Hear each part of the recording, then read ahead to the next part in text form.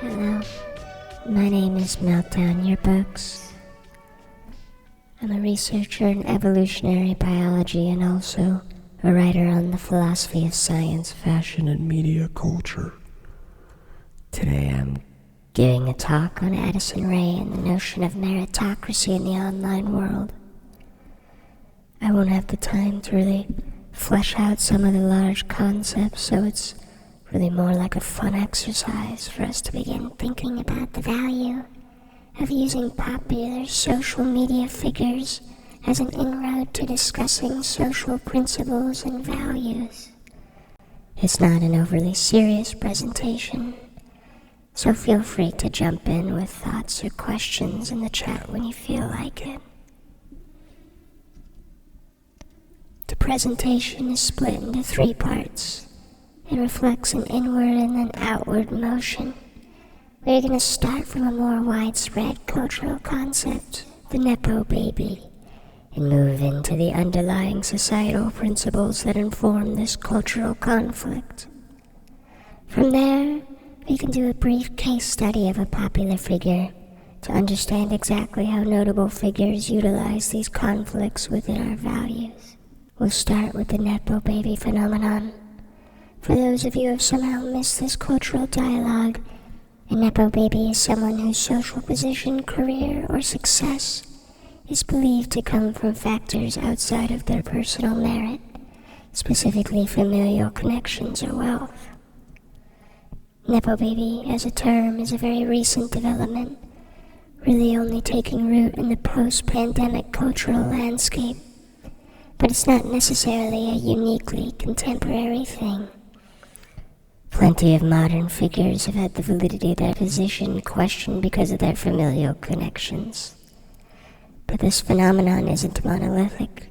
There are, of course, a variety of forms it can take, and the cultural evaluation and ire it may draw differs by the specific context of each iteration. There is, of course, the most agreeable form, which is the legacy artist, whose parents were notable artists, but ones without serious financial or industry connections.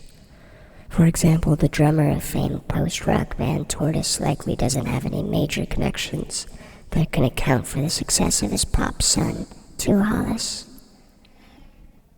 Then there is the less like, though generally in different form, the industry child form of Nepo baby. It's unlikely that famed model agent John Casablancas had direct connections that helped his son Julian become a famous musician, but it is undeniable that having generalized industry connections is helpful to one's career. Then there's the worst form, the generalized wealth, wherein a young artist comes from a non-industry tycoon who simply leverages wealth to aid in their child's career.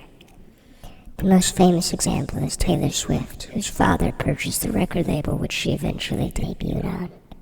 The domination through wealth is generally the most despised form of Nepo baby.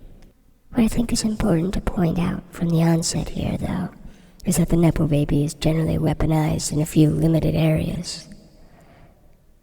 Outside of the entertainment industry, no one particularly cares about people inheriting their family business or joining the same industry as their parents. The most basic explanation you can offer for this is that Nepo baby is only a label that applies to categories of value. That is, positions which are highly socially desirable or perceived as limited. I don't want to over-extrapolate survey data, so I won't belabor this, but teenagers today generally report wanting to work in positions where the Nepo baby terminology applies. Entertainment, artists, sports, medicine. In reality, we of course understand that these positions are very much informed by things unrelated to merit, that our social world as it is depends on connections, context, and economic advantage.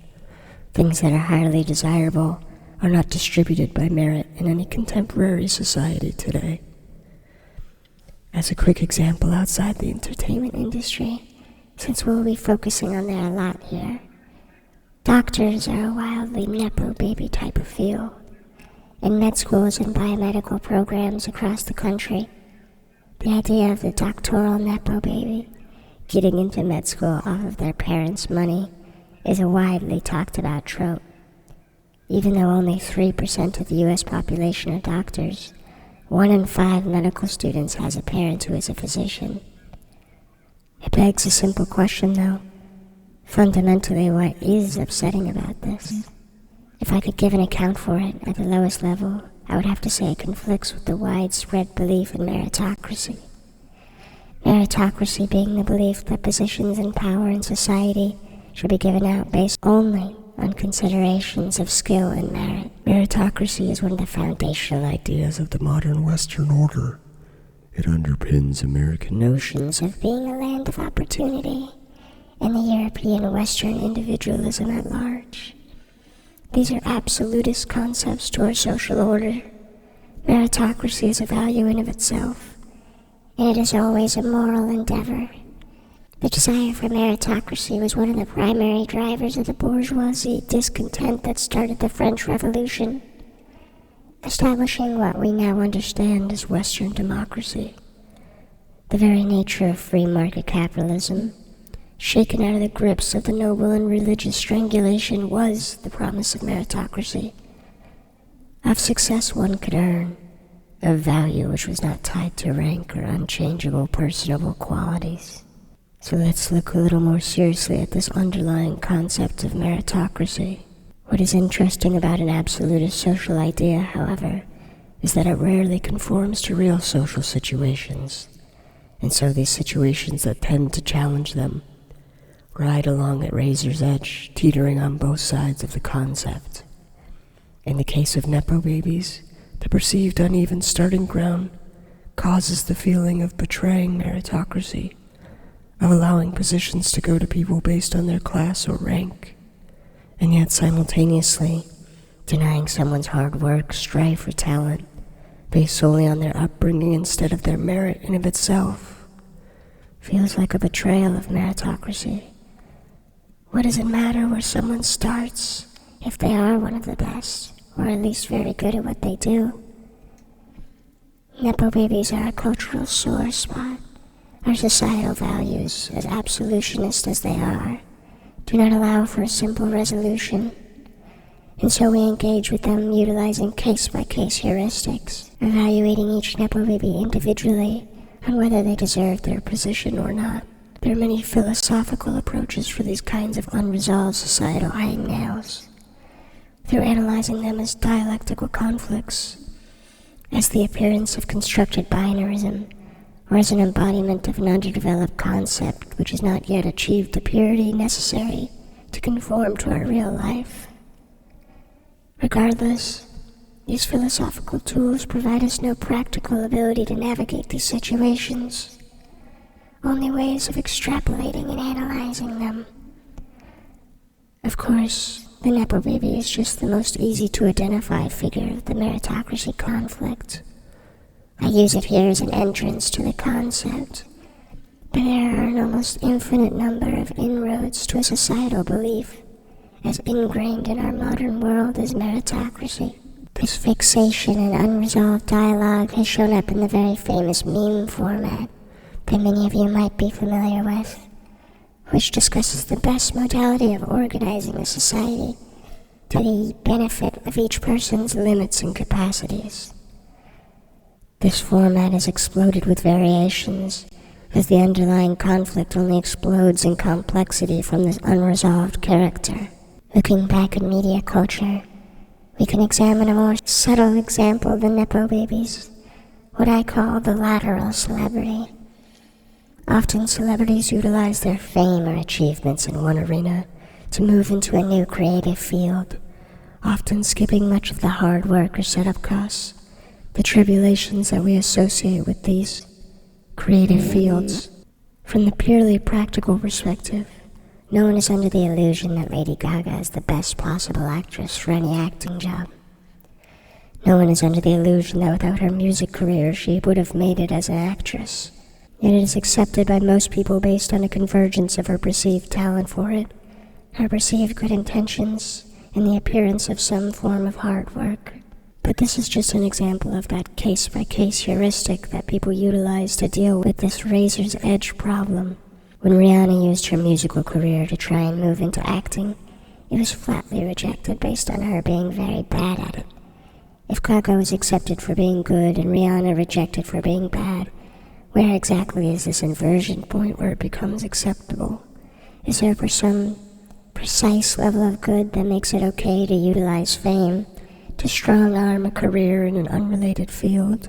Much of what we have talked about is what you might call legacy media or old media. So, does the concept apply well to the world of social media? Has social media helped this unresolved conflict? Do modern social media scars escape the meritocracy dialectic? In fact, much like many developments in Western society since the French Revolution, social media was conceived of and sold to society based on the logic of meritocracy. It was aimed to reduce the barriers which allowed for things like nickel babies, or the gatekeepers who keep out talented and independent creators. This tactic of wielding meritocracy as a guiding torch is used almost ubiquitously by techno-optimists and people selling technological innovations in general. Cryptocurrency purveyors suggest that crypto provides meritocracy to financial systems. Free internet advocates suggest that pirating provides meritocracy in the access of knowledge. Generative AI defenders posit that AI provides meritocracy of creative vision over technical capabilities.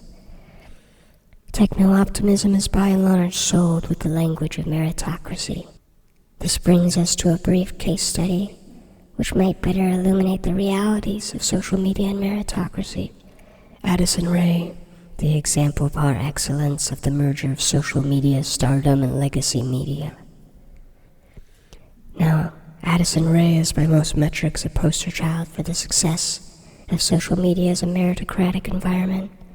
She was raised in a lower-class family with no meaningful connections to the entertainment industry or substantial familial wealth, and she succeeded through her own platform, self-managed and run on TikTok. And just so we grasp the size of her success, let's clarify that Addison Rae has over 88.3 million followers on TikTok, the 6th largest account on the entire site. Where our story becomes interesting is when this immense social media star tried to make one of those lateral moves into making music. The content creator to making music as a side project pipeline is very well trodden at this point. But Addison Rae's efforts were to become a serious musician and to leave behind social media as a primary venture, to move between new and old media. There's of course a more complicated timeline and personal story for Addison Rae, the real person, but we'll reduce that a bit for the sake of brevity. Now, overcoming the barrier of being a social media star and moving into legacy media has historically been a very large hurdle, because they were not entangled industries the way that Hollywood and the music industry are. Addison's success reflects more than anything the joining of these two fields and the ability to move between them that arises from that melding. Addison utilized cosigns from very serious musicians, primarily Charlie XCX and Arca, as well as leaning heavily on alternative pop aesthetics from Madonna, Lana Del Rey, and Jessie Ware. The specific utilization of queer people for legitimacy is a different conversation, but this tactic of industry cosigns and legitimization is a very common tactic by lateral celebrities, and was used by Lady Gaga as well when she pivoted into acting. The effect of this was to associate Addison with as much serious art as possible, and to make her name evoke those things as opposed to her social media persona. This all culminated with the release of her debut album earlier this year. And just to clarify how successful this campaign had been, let's note that she was one of the 800 biggest musicians in the world for 2025, and has found herself on many notable music critic lists, including Pitchfork's, for the end of the year. This has often led to the question, does Addison Rae deserve this? Is she an industry nepo baby? Is she utilizing fame as a resource to undeservedly cut in line into an artistic field? Is she talented enough? Is she serious enough? Is she Lady Gaga acting, or is she Rihanna acting? From a wider social lens, we can say, how is it that the success of a famous, beautiful white woman in Hollywood can be a moment of meritocracy? Yet, how could the success of any individual, regardless of their history and form, be anything but a meritocracy?